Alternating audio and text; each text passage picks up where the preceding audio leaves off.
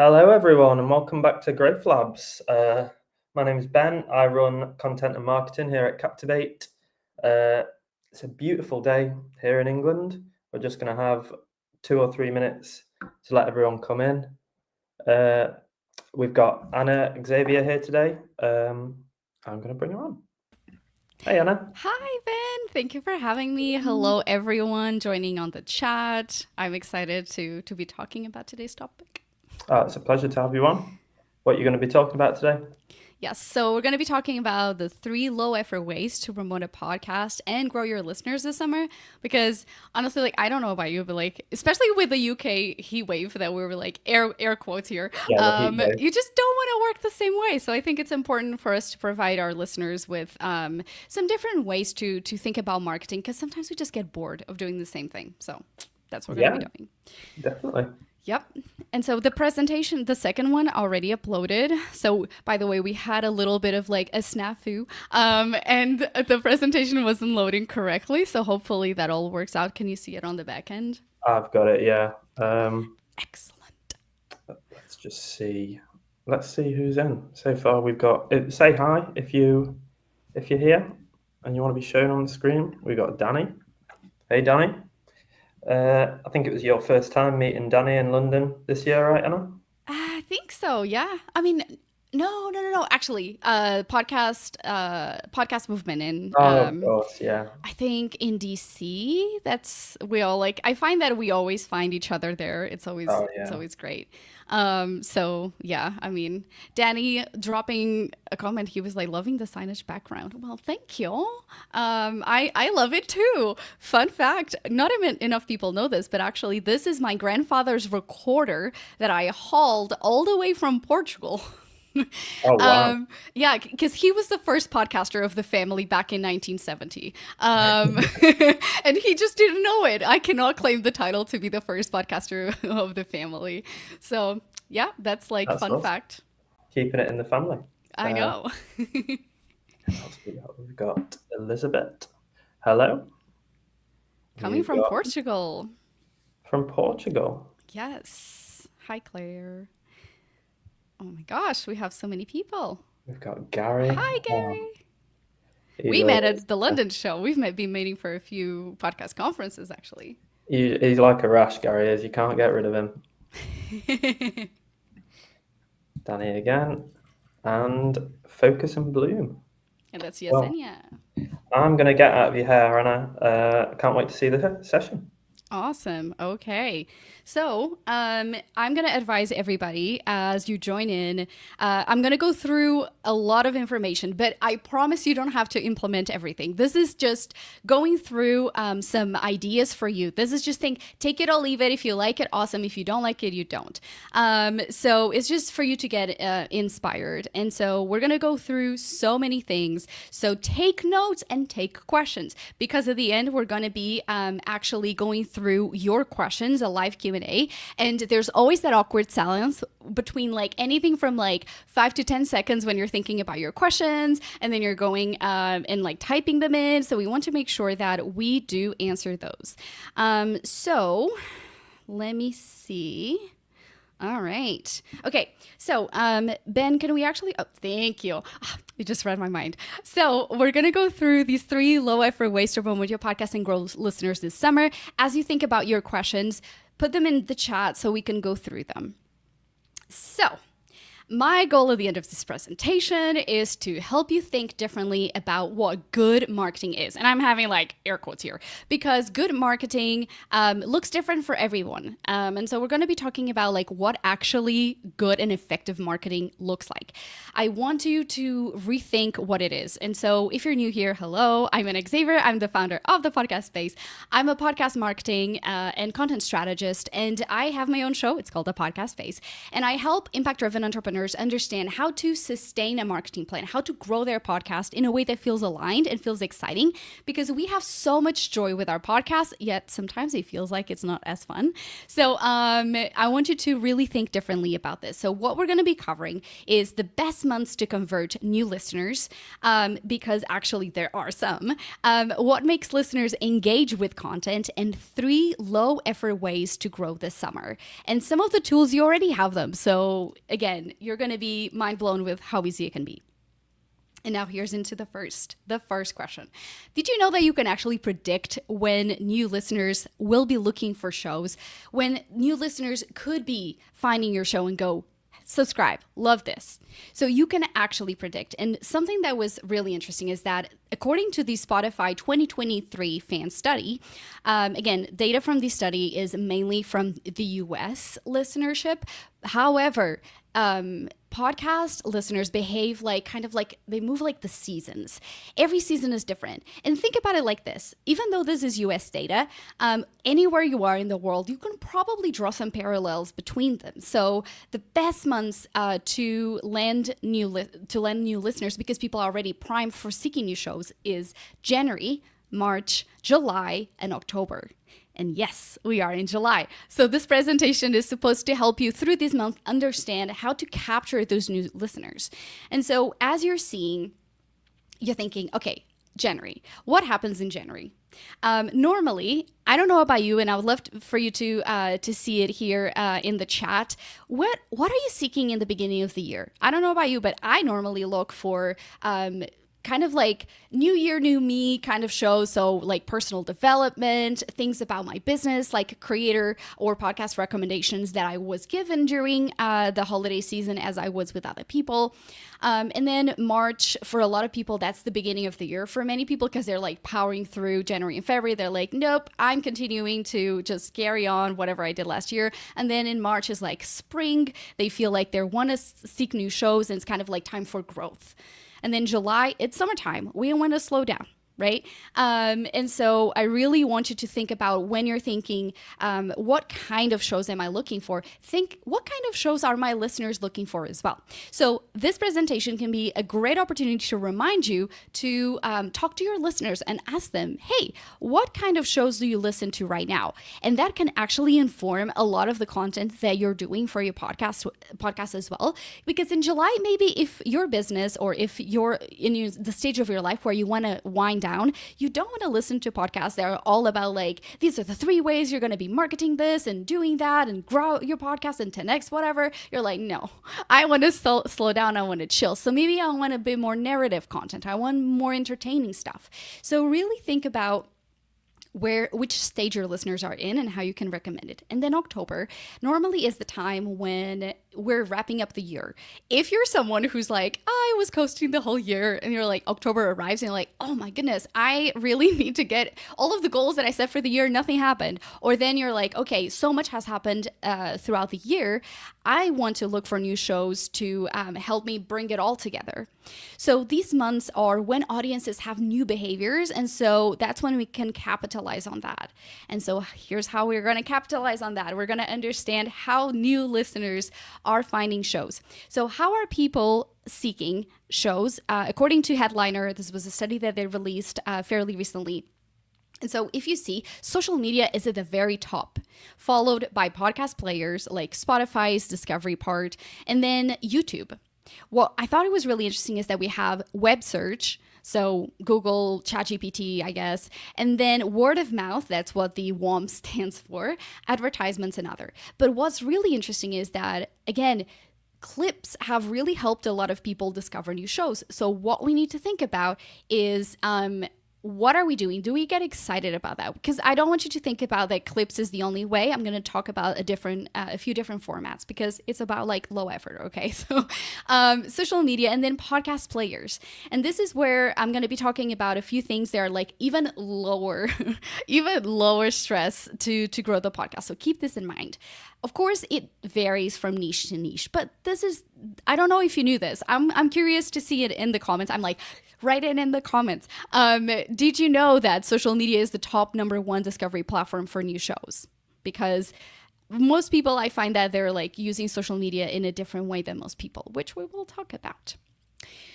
So let's talk about marketing truths for 2025. You probably realize that marketing today is very different than, right before the pandemic, 2020, right? So social media as a platform, as we just seen, is shifting from being a relationship platform to a discovery platform. And so what this means is that when you're scrolling on your feeds, whether that's LinkedIn, Instagram, Threads, everything is geared up to getting new creators in front of you. Before, you followed your friends, you followed your family, followed the leaders, the people that you wanted to like follow. But now you're getting a lot of content that is like, hey, you might like this, you might like that. And what this means is that your content needs to shift. You need to think about it differently. So what listeners are seeking is understanding pieces of content with minimal context and very fast. So what you're probably doing, and the reason why you're stuck a little bit, is that you're creating content for people who know and love your brand. And so we need to shift that understanding of the content and the types of content that we're sharing to be more around content that performs, that is very shareable, that people can send it to their friends, that is relatable, that is very human, and that has very little context to be understood. I don't need to go and listen to the actual episode to understand what this very random story is, right? So keep that in mind as you create content, that one piece of content needs to be self-contained.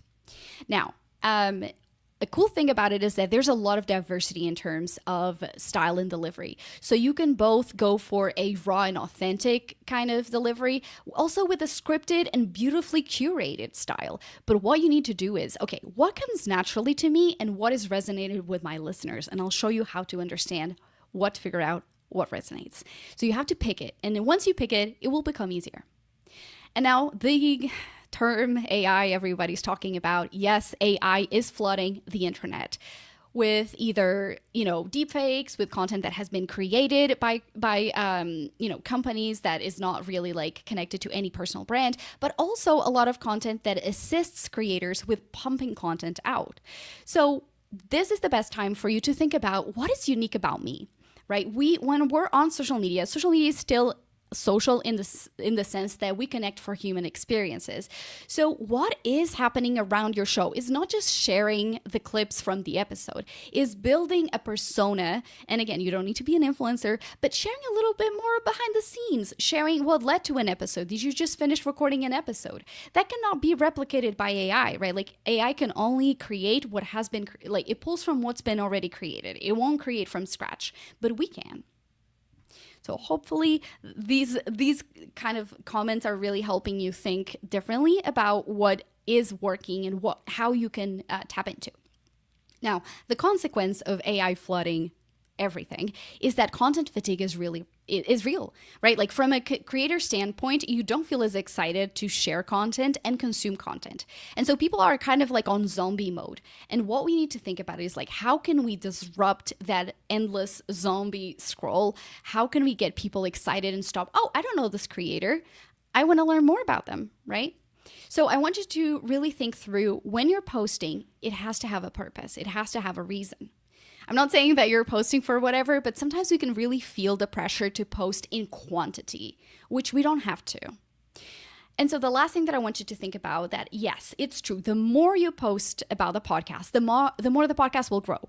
But it's not like spewing like 7 videos, right? Like putting 7 videos, go, and then never logging in. Is being intentional. So if you don't promote the podcast at all, start doing it. If you only promote the podcast once a month, maybe try at least once a week, right? So baby steps, but understand that the more you talk about the podcast, the more the podcast will grow, right? It's just as simple. I want you to just don't think about like the perfect piece of content, but it's like, what is my strategy to get more people to listen to the show, to find the show? And so when we're thinking about being intentional, I want you to think about active marketing and passive marketing. And you're like, what is that? So active marketing is everything that you're doing, again, that requires an action. So for instance, promoting the podcast on social media, sending a newsletter, putting the podcast as a blog on your website. And passive marketing is more like making sure that the basics are there for people to find your show. So for instance, the podcast space, is a podcast to help people grow their visibility, improve their marketing, and learn about better ways to leverage the podcast if it is a business tool. So I have all of these keywords, not only in the title of the podcast, in the description of the podcast, but in the episodes themselves. So I help people find it without me having like to do any of that. It's there. Now let's move into social media. I hope I'm not moving too fast. I'm trying to give examples as many as I can, but I also I know that we only have so much time. So let me know in the chat if this is a good speed or not, knowing that there's a slight delay in when you write your comments. So I hope all of this is clear so far. So when we're going to get to, I see already some questions popping up. Awesome. Fantastic. Okay. So when we're thinking about social media, there's always that dilemma. Do we create or do we repurpose? And I want you to think about a hybrid model, because if we're thinking about lower effort, I want us to think about what's the intersection when we're creating. What is the intersection of content that we create that we can create the fastest and that has the best engagement? And I'll show you how to see what has the best engagement. Whenever we're talking about creating, we're talking about there's value in the listener. There's always one piece of like a nugget of information that they will learn. It doesn't matter what it is, but it is at the end of that video, they'll learn something or we improve their life somehow.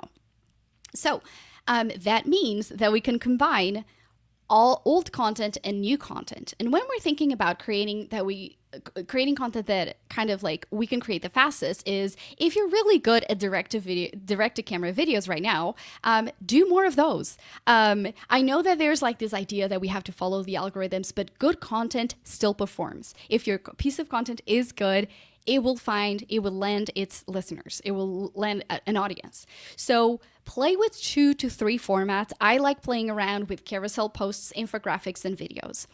And because then I'm not kind of like hostage to algorithm changes because I've been diversifying the type of content that I do. So I don't have to worry about. I know that I think about the piece of information and what format matches best that piece of information, right?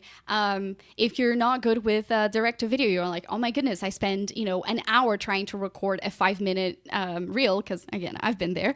Not a 5 because it's not even 5, but like 1:30. And I was like, oh my God, it was an hour for that. So stop trying to just create something just for the algorithms, right? So let's think about that. So combining formats really helps you and kind of protects you from that. Something that people don't know is that early feature adopters get prioritized by platforms. What this means is, again, if you like doing a lot of writing, and for instance, Threads is getting a really big push by Instagram as a platform, hop on it. Don't go with whatever the gurus are saying that's the best way to grow your podcast. If you like that platform and that platform is new or a feature is new, so for instance, like edits on Instagram, like that's something that they're pushing now, go for it, because the platform wants more people to see that feature. So they will, without you having to pay, boost your organic reach by doing that. And then last but not least, collaborative content tends to boost and reach new audiences, of course, because if you're tagging someone, especially on LinkedIn, that person is going to see it and their audience is going to see it. So without you having to do more work, and I know this seems really simple, but I see a lot of people scheduling stuff without tagging the creator or tagging the collaborator. And then they're like, oh, my podcast is not growing. And I'm like, well, we need to tag them. And then especially the type of content that's collaborative, try to have the person who has the biggest following upload it on their account, because it will push it to a wider pool of people in the beginning. So make sure that the people that you're actually collaborating with actually promote the stuff that they've been a part of, because some people are very intentional about what they share and what they don't share. So keep that in mind. And if you're on the team repurposing, I do not want to create anything from scratch, I got you. So we're looking at the content that performed well and that is very shareable, because that is what platforms are really boosting right now. So what is shareable means that is relatable, right? So has very little context that I need to understand it. The content itself is enough for me to make a decision, do I like this or not? So one thing that we forget is that every 6 months we have a flood of new followers.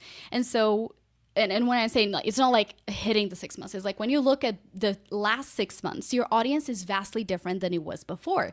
And so we have the opportunity to share old content, and that already is seen by new followers and even the old followers. So people go, oh my gosh, I love this. And I was like, oh, it's a repurposed post from, how long ago? And they're like, oh my God, I don't remember that. So do you remember the last time that like you were like, oh, that creator, they shared it again 6 months ago. I know they're lazy, right? Like you don't think that. So we really have to think about like the mindset of the follower, the mindset of our community is bring me something of value. It doesn't mean that they've seen it like before. What it matters is, does it create an emotion? So we can straight up repost old content, or we can reshare old content. And there's a difference. So posting on the feed and resharing. So that includes like resharing, reposting from like just basically adding new thoughts to it, or sharing on temporary pieces of content. And this is why it is important. I love pulling my studies because I'm like, the data proves it, guys. So Signal Hill and Cumulus Media, they did the study and trying to figure out like, do people listen back to episodes that they missed? And so this was based in the US. Again, I'm using US data, but the 67%, so almost 70% of people who listen to weekly podcasts say, yes, I go back and I listen to episodes I missed. So it's totally okay to go back and promote old content because people will listen, right? Yep, I love some good data too, Danny. All right, so let's go into examples of lower effort because they're like, tell me, what is it? So you need to think about, like, again, don't think about what is performing best.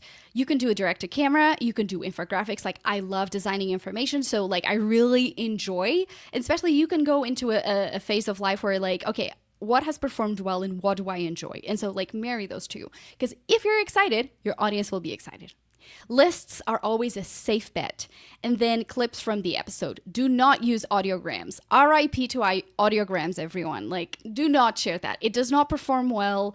It tanks your reach. And if you do it enough, the algorithms are going to start understanding like, okay, this person posts something and people don't engage with it. So let's hide it, the content, right? Hide, air quotes. It just doesn't show it to as many people because it's not getting engagement. And honestly, like if it doesn't excite you, it's not exciting the audience. All right. So let's do away with that. So really think about temporary content. So because temporary content is, temporary, platforms tend to push it a little more, so you'll actually get a bit more reach. So if you're doing stories, if you're doing polls, Q&A, those are very simple because it puts the work into the audience.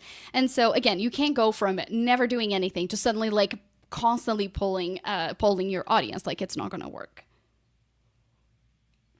Again, we have to show our humanity face, and then people go, oh, there's a human behind this podcast account. Cool. All right.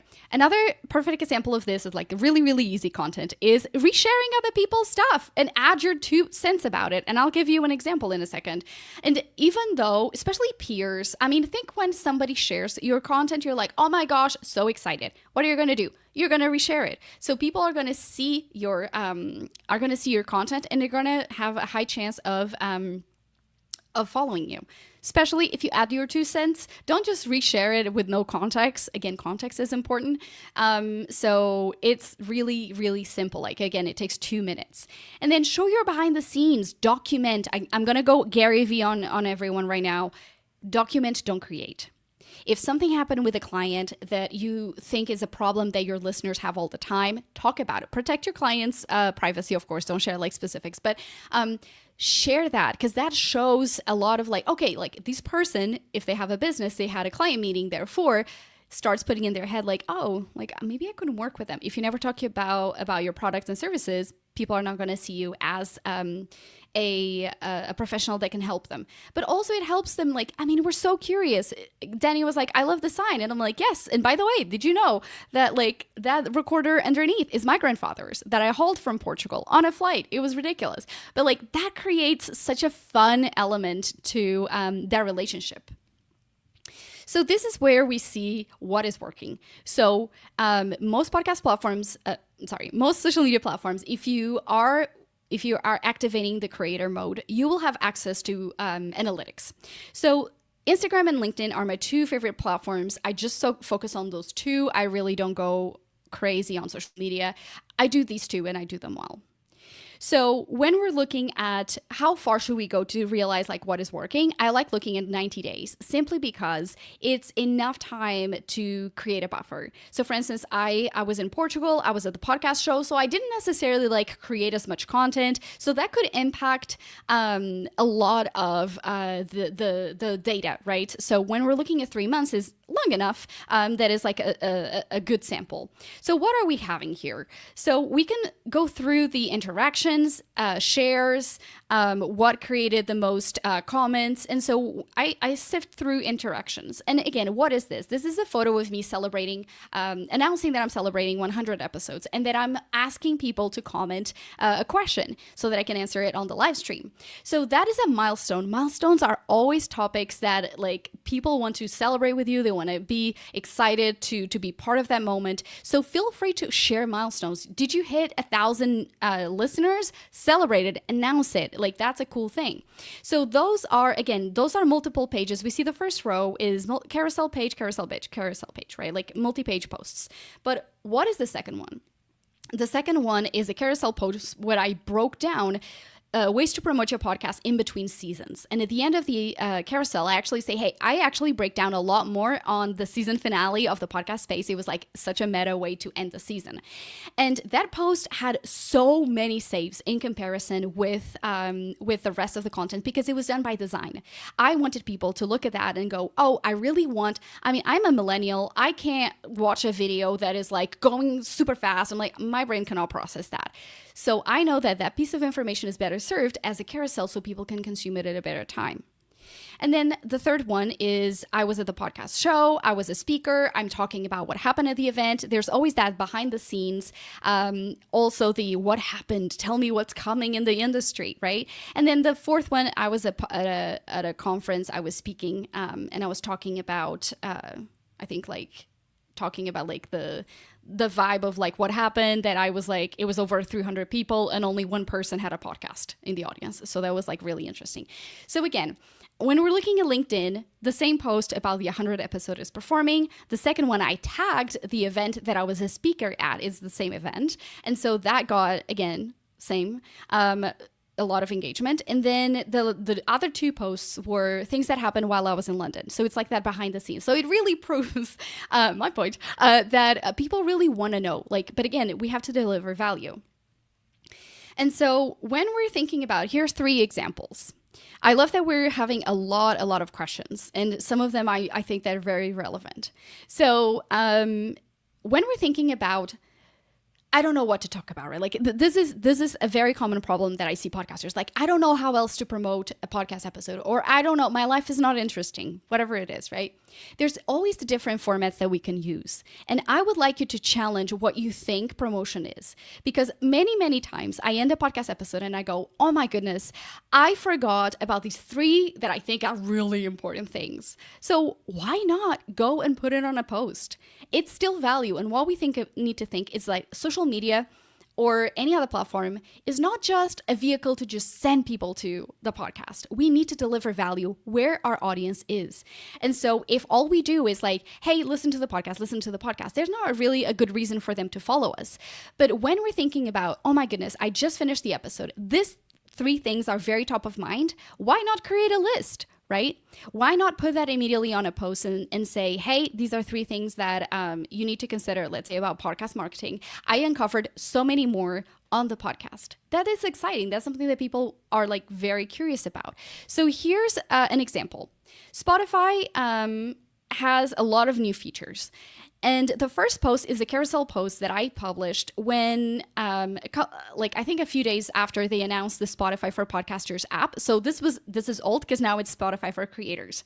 And so I covered that angle through. It was a multi-page that talked about how to get more audience engagement. And I do have podcast episodes that cover that too. So again, carousel post can be. The second is a direct-to-camera video that I did. Spotify had a new feature, which was the comments, right? Like they announced that they had comments. This was I was actually excited to record a video, so I went for a video. And I knew that reels were being pushed out at that time. And also, me being a thought leader, I wanted people to see that video associated with my face as an expert and then follow my account and then eventually become podcast listeners, right?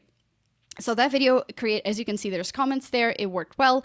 And the laziest way that I can do this is as soon as that feature was announced, I was like, I don't want to create a video right now, but here's what I did. I created a story and you see the video, and then I screenshot the description. I put it in there so people who actually could see, people who have the sound off. And then I tagged and added my 2 cents. I said, oh my God, this is great news for podcasters. And this is why like Spotify for podcasters, tagged it, is kicking, Apple Podcasts in terms of like listenership, platform use. And what did this do? Will you imagine this low effort? It took me less than 5 minutes to do this. Well, the single post actually started a conversation with a lot of listeners. They were messaging me. They're like, oh my God, this is so cool. I'm going to download the app. Why? Because it's like, oh, well, thank you. This is an update that I didn't know. And so they feel that it's, again, not about podcast content. It's something that they can resonate with.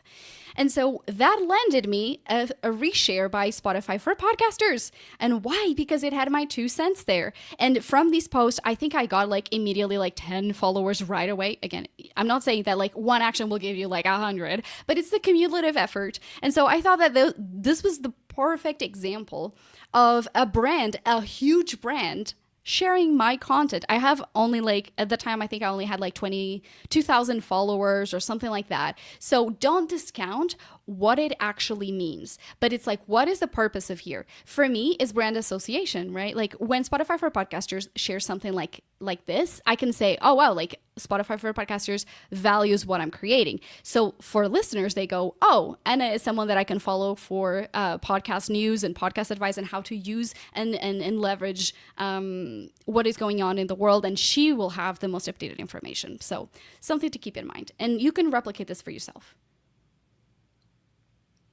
All right, so we're getting into our second strategy, and I promise we're going to speed it up a little. So email marketing, here's why it's important. If you're like, I am done with social media, I don't care, that all sounds good, but actually I'm in the summer of me. I don't want to be on social. All good. So something to consider, a lot of people are moving to email marketing for this specific reason. When you're posting on social media, most times, most people get anything from 1 to 10% of their total followers. Like the organic reach is only getting to 1 to 10% of their followers, which is really frustrating because you put a lot of effort into some of these things, right?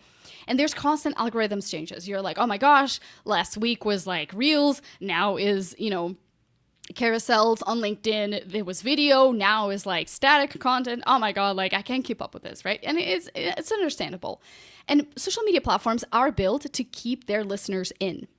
So social media platforms want people to remain there, and it's harder. Like if you're scrolling on Instagram or on LinkedIn, you probably don't want to go somewhere else and listen to a podcast and watch a podcast. So in terms of user behavior, it's not really like great.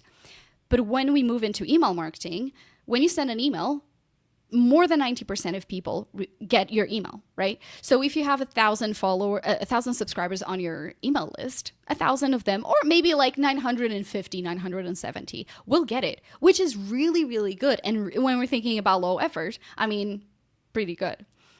There's no algorithms, right? It's easier to do than and unless you're like, I really want to write an incredible, insane email, then of course it's going to take time. But if you're trying to just get the word out of the podcast, it's faster. And so there's minimal friction to listen. Like if you are on your email, you will go and watch a podcast. Not watch it. You will listen to a podcast, no problem, right? Like those are not competing. So let's talk about the 3 easy to implement formats that I've gathered. They take anything from like 10 minutes to 60 minutes. And 60 minutes includes like actually setting up the email template, because some of these you would be never heard of them. So these are 3 ways, and I'll show you a few examples. So one, you can use the show notes that you've been provided by Captivate Spark AI if you are a Captivate user, and product placement. No, but joking. But for real, AI, we have to use it to really help us create better content. And if you don't like writing show notes, as of me, like me, I don't like it. So if I can have show notes written by an AI, amazing, right? So we are repurposing our strategy here. You can use an RSS auto-publishing format, which I will explain, and I only see, honestly, like 0.1% people using this strategy, and it's so simple. Or you can repurpose content from your social media, because there's this misconception that people who follow you on social media listen to your podcast, and if they listen to your podcast, they follow you on social media, and they follow you on social media, they're on your email list. That is not correct, right? Like, think about how, like, the podcasters that you listen, you don't subscribe on all platforms, so we're safe. So let's start through the first one. The lowest effort that we can do is just copying those show notes, right? Like Captivate gives us, like 2, 3, 4 paragraphs, whatever it is, how long your episode is, and you just copy and paste it. And here's what we have. We have the first name of the subscriber, which is to increase that personalization. And then, mind you, that I did not say in the beginning, in this week's episode, from the beginning, okay? We are not doing that, because if you start your emails every single time with that, it's always gonna look on the preview the same, right? So we need to capture their attention by saying, what are we talking about? So in podcasting, interviews are crucial to engaging audiences and creating meaningful connections. As a podcaster, it's essential to understand the intricacies of conducting successful interviews to keep your listeners hooked and your content valuable. And then I got into this week's episode, right? So what else do we have here? The hyperlinked title, and then a player. A player is like a great way to get people to click. You can also put a button, right? Simple. This is the RSS auto-publishing format. Most podcast platforms, most newsletter platforms will have this under automations. MailChimp has it, Constant Contact, MailerLite, and Kit. Kit is the platform that I use. And so basically what you do is you pull your RSS feed and you say, hey, whenever I publish an episode, send a new email. You take it. Every platform has like a tutorial on how to get this done. Mine took 2 hours because I was just being very like peculiar about the style. I wanted like this cover art and all the things. So, but you can make it a little more simple. So mine has that cover art, and it has a combination of static and dynamic content. So this always shows up, and this changes here. So this is the title of the episode. This is the first paragraph, and then it has like, check out this week's episode for more information, and then the cover of the podcast, and then new episode button. Right? So this section here always changes, and so it's a little dynamic, but there's a little bit of like consistency. Once this is out, it's out. So you can set it up on auto-publish mode, which is, once it's done, it will go out to your subscribers. Of course, you have to connect them too. And then the second is digest mode. So if you want to say, okay, I rebranded and I only want listeners to receive from episode 5 or 10 or whatever, it will start sending it from episode 10 forward, which is super helpful. And then the repurposing. So in October, I moved from Dallas to Arkansas, and I shared that on social media because I had pre-recorded the season. I was in between seasons. I didn't really have a lot of stuff to do. So to like talk about, right? So I was like, this is such an emotional part of me. Like, this was my office. This is where I started recording the podcast space. And now I'm moving. So I'm bringing that humanity, that behind the scenes into it, from that post into my newsletter. And so I literally, this was the copy, the caption of that post. And then I did this meme because I was like, let's not get people to, it's not a violin. Let's not cry here, but like, it's all connected, I promise. So a lot of people commented, and people that saw that on social media and on the newsletter, they replied. Why? Because that was relatable. They're like, oh my gosh, such a big change.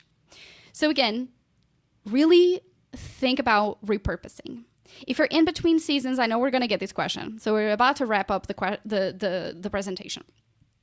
So if you're in between seasons, as I am right now, I'm going to provide you some ideas to pick episodes if you want to promote. So think about industry trends, like what is happening right now that you can tag on to an episode that you created, right? So if, like, for instance, people are using social media to discover new podcasts. If that study came out, I go, oh, I have like 3 episodes about like that, how to increase listener engagement online and get new listeners, right? So I can connect those two. Your business goals for the quarter. Think about like which episodes will help you go further in your journey. If you're thinking about launching a product, well, start talking about the features of your program, repurposing those pieces of content, or improve upon them. Topics that you can easily talk about. I think that this is kind of like makes a lot of sense, right? Like pick topics from your content pillars that you can easily, if you're choosing to create content, that you can within a heartbeat talk about extensively about. So don't pick those topics that you did one time and you're like, oh yeah, I don't even remember what was on the episode. Like without me looking at the episode, I already know what I can write to lead listeners that way, right? Whether that's on an email, that's on social media, or whatever. And then seasonality. So if you have, I have a Summer Spark series, so I could repurpose all of those. Those are audio only episodes. And I saw that there was a question about what do you do when you have audio only, which we'll talk about. You can promote that. And then if your guests got some press releases out, if they got featured in the news cycle, if they're trending online, pick up that episode, especially if you did a few episodes with them. And then last but not least, this is literally the last part. If none of this, you're like, no, too much work. Here are a few ideas. Start podcast guesting, because out of those episodes, you're going to be able to have content for your feed. So again, zero work on your part, apart from the time that you sit down with a host, right? And then podcast swaps with a fellow podcaster. Actually, some of the guests that I've had on the show played that podcast episode like 6 months later after we had it. So I got new opportunities coming. Like I got podcast guesting because people were like, oh my God, I listened to you on this podcast. I really like your show. And again, they started listening to my show. And the benefit of this is actually you will get a spike in download numbers as people binge your podcast. And then last but not least is something that I'm actually doing right now in between seasons. I'm applying to be featured in podcast directories, newsletters, and industry publications, right? So anything that can really boost, like for instance, this presentation, I'm in between seasons. I am sure, I hope, wink, wink, that you go after this presentation and you will go and listen to the podcast. Right? By the way, the podcast space, that's the name of the podcast. If you want to connect with me, you can do that on Instagram. I'm at the podcast space, and that's primarily where I am. And all the resources, all the things, you can visit thepodcastspace.com. That's where you can listen to the podcast and get all the resources, listen to all the things that we talked about. And last but not least, if you want to book a podcast power hour with me to talk about all of this, what makes sense for you, 15% discount for Captivate people. So just got to say, hey, Anna, I saw this presentation. I would love to get your thoughts on what I need to do. So that's it, Ben. I am done. And we're like 10:43. How crazy. Good timing, huh? It was great. And there's plenty of time to smash some questions as well. That was really, really good. I am glad that it was helpful. Really, I hope that everyone is like, oh my gosh, so many ideas. I'm excited to implement versus I'm overwhelmed. Yeah, definitely. I'm sure there will be. So I can flash questions up on the screen like that. I'll probably get out of your hair again because people will want your opinion, not my boring opinion. So yeah, you have an expertise. Do you want to read them? Should I read them? What do you like to do? Yeah, probably read them out. I will. Yeah, I'll go again. Bye, everyone. All right. Okay. So I'll count on you to change them. All right. So Danny is asking, I've tended to find clips as great for visibility on social media, but less so for driving clicks through the podcast. Any tips on improving that? Yes. So this is where we diversify the strategy. Clips are great for visibility, but for building connection, again, if you're seeing a clip from a podcast, only one time, I was listening to a Mel Robbins podcast 3 years ago or something like this. And I was like, oh my God, like this clip was so good. Actually, probably 2 years, but like this clip was so good that I needed to go. But that is not the reaction that you're going to get for most people. This was like, aha, this was entertaining. Move on. So really think about what type of content are you actually doing? Is it a teaser? Is it like, does it have context around it? What is that clip supposed to do for listeners? And so that's actually what I always ask myself is like, what type of clip do I need to get in order to get, for instance, more comments, to get whatever? But I find that those clips are just like the first point of contact, right? Like people can find you through those clips, they follow, but then it's our work to, again, build that relationship on the stories, on the feed, where we show up as the host, as a well-rounded individual, and help them connect to us, and then eventually go, hey, I'm doing more on this. Do you want the link? I find that is like a two-step process, but it really helps. Again, podcast discovery is hard. So if we can get clips by doing that, I just think it like it's not a direct consequence. Like, oh, they see a clip, they're gonna listen. But it is something that if you use YouTube, if you have a video podcast, you can. The clip will actually, you can select, hey, this clip links to this episode, so people will go and watch the episode. But for podcasting in general, that's not like something that happens, especially on social media. So that would be my thought on that. Awesome. Okay, Rita, hello. When you say raw, how raw are we talking about? When I was talking about like style, as you know, I do 100% raw. That is how I feel more comfortable. But is that a good idea? Thank you so much. And so when I mean raw is not being perfect about like, oh my God, I need to like have this angle. I need to like use filters. I need to whatever, right? So the goal here is to be honest and share what happens. So raw is not being a hot mess. There's a difference, right? Like I want to be very, very clear. It's maybe a video that you are recording in the car instead of having to record it in the studio. So more like as you go kind of content, so that helps people feel like they're connecting with more authenticity. So talk more. Don't feel like you have to like, hello, I'm Anna. If you want to learn how to grow your podcast, right? Like we don't need to do that. We can do, hey, I was just talking to a friend of mine who's a podcaster. She didn't know about these 3 things, so I'm going to just share them with you, right? It feels way more authentic. It feels, even though it's more raw than if I was like cutting a perfect clip. I think that's what I'm talking about. And from the podcast standpoint as well, I think that you have to have like a thought process. Like we need to make our listeners' time worthwhile. If we are not preparing, if we're not putting in the effort, I think that is really hard for listeners to do the same for us, right? If the show is for be more like company, it's okay to be more relaxed. There's a difference between being relaxed and hot mess. And I think that that's like what I was trying to explain. So next one. All right. Keller, what is an audiogram? To me, means a hearing test printout. Actually, kind of. So an audiogram is either a static image or a clip, and it has an audio form. And so if it is a clip, it moves. And some people use like captions, so what people are saying, but most people do not. And so what that means is that 60% of people who use social media, for instance, use it with sound off. And so if you're not having captions, so like the legend of what's being said, people cannot listen. So they're going to scroll. They're not going to engage because they're not going to hit play, right? So if you really want to try that out, I would say if you never heard about it, skip that. Don't even consider it, right? Go to a direct to camera or do things that you're naturally like that come easier to you. And so when we're thinking about, again, look at your analytics. If those pieces of content have not performed well, it means stop doing it. So we're not doing things that don't perform. It's time to try something different. I hope that helped. Elizabeth, if we are just working with audio, what's the best form to promote?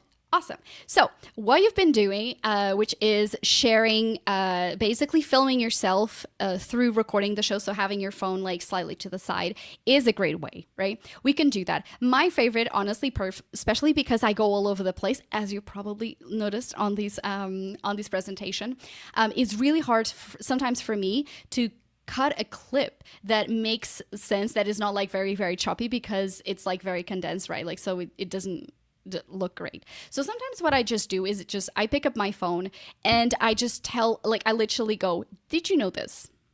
And it's easier for me to keep a train of thought and creating a content that in my brain, I'm like, yep, it's short form. You got to be succinct.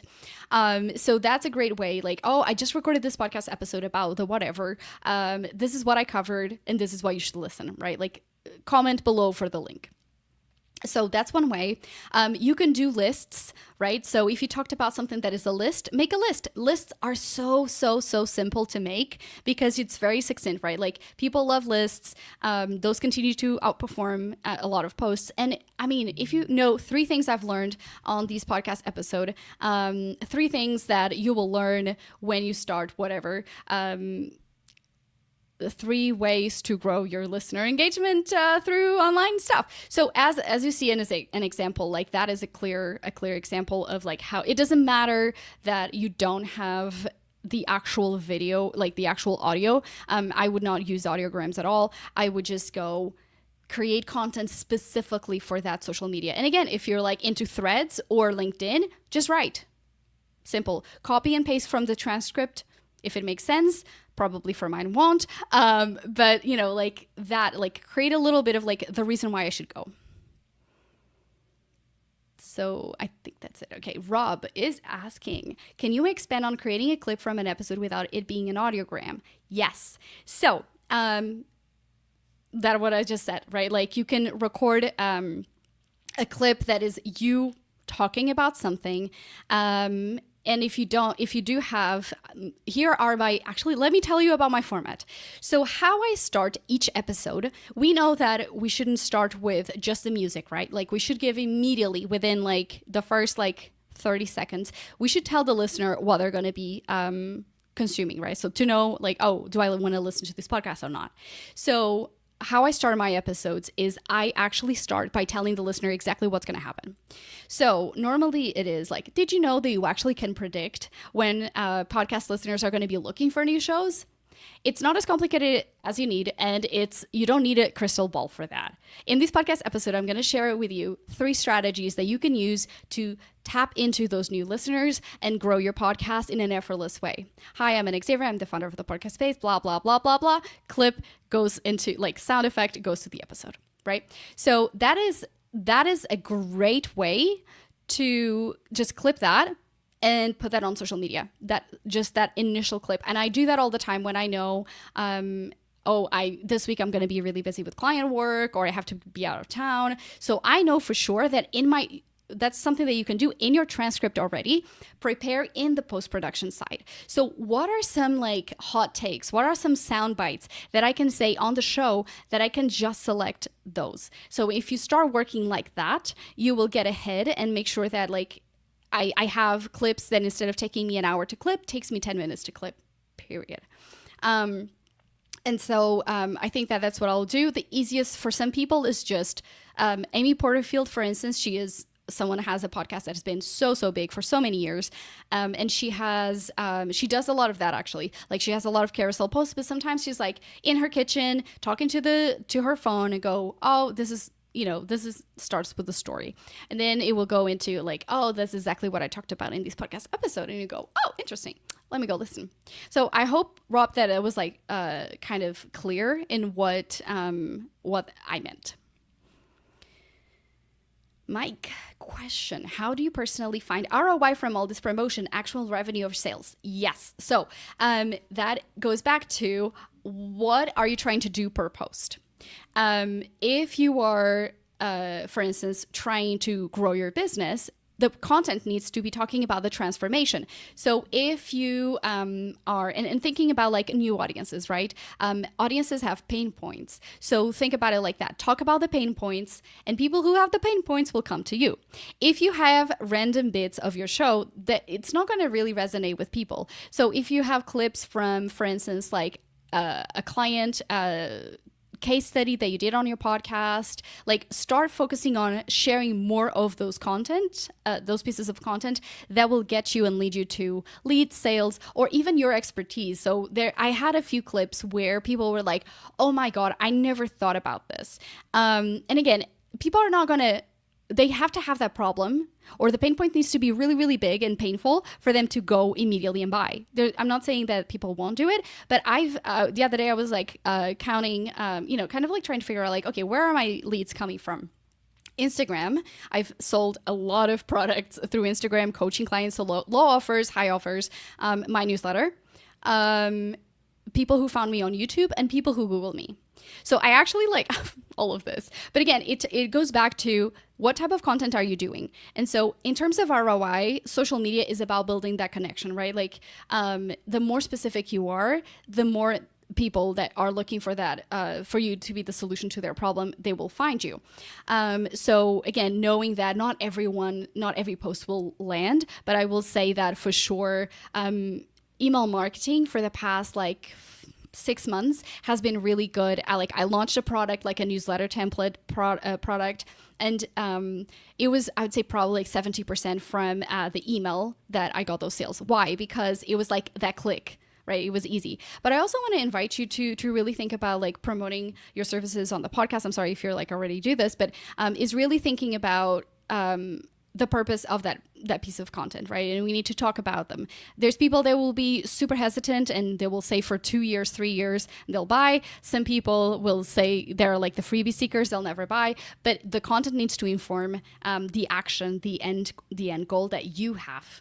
So I think that's what I would say. Do we have... How do you promote your podcast email newsletter? Or number one, way you actually talk about it on your podcast, believe it or not. So that's exactly what I did. Actually, the podcast show, I had that exact question. Somebody said, "Oh, I've been told by many people I should start a newsletter. How do I actually like grow?" Tell people, hey, I have so much delivered to you on a newsletter that I create on a weekly basis, or how long it is, how frequent it is. Tell people like, hey, the show notes, but always remember, like, don't tell them to go something like, let's make the job really, really easy for the followers to hit subscribe, to buy, whatever it is. So tell on your social, like sometimes, and it's not just like subscribe to this. Oh my gosh, my computer is like beeping. So it's not just doing that, is like giving them a reason. And sometimes I've used memes to promote my newsletter. I've sometimes used lists. I've sometimes done direct to camera and told people to subscribe, or like told them something funny that happened.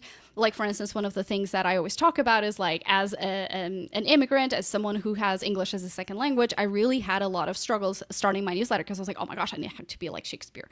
And then I realized like, but writing descriptions on social media posts or something like that is really easy for me. So I started writing my newsletters like that. And that post resonated with so many people. They're like, oh my gosh, like I also struggle with this. I can never send my newsletter.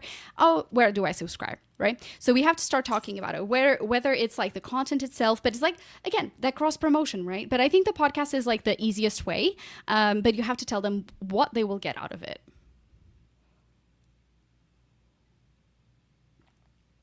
If you are, it's about our insecurities. Like I'm cross-eyed, right? Like one of my eyes is kind of slightly going inward. I do not worry about that. I worry about like, am I delivering value? I'm delivering value. I just think I don't let my insecurities get in the way. When I launched the podcast space, I had been a producer for many years. I was never on camera, and I was like, well, it's easier to build a brand when people associate it with a face. So everything becomes easier. Like I get recognized at conferences. Sometimes I'm with people that have like 10 times my audience, but people come to me like, oh my God, Anna, because they recognize my face, and that humanizes your brand. So, a lot of women don't want to show up. They're like, I need a makeup. I need this. My hair is not this. My hair is not that. So we all have insecurities. It's just about deciding I have to show up and find your reason, and, you will get it. And again, maybe you don't want to record video. Maybe you just want to start writing, really interesting carousels, or design infographics, or go for like a platform like Medium. Pick whatever is already working for you, and focus on that. But don't allow yourself to just have those limiting beliefs of like, oh, I'm too old, I'm whatever. Just go and do it. We're all human. That would be my personal recommendation. That was such a nice note to end it on. Oh, thank you, Ben. Very inspiring. The questions were so good. My gosh. Yeah, that was a great session. Thank you, Anna. Well, thank you. I definitely will invite everybody to follow me on Instagram, because like I do share a lot of different things. Some are high effort, some are low effort, and sometimes all you need is like to see that one thing to trigger your mind to go, oh, yeah, like I see that now, right? So I think it's an easier one. Yeah, definitely, 100%. Your Instagram was in the slides there, right? Yes, the podcast space. Perfect. Oh yeah, that was brilliant. Thank you so much. Awesome. Well, thank you, Ben. Thank you, everyone. Looking forward to connecting to everyone later. And yeah, thank you everyone for coming. Bye.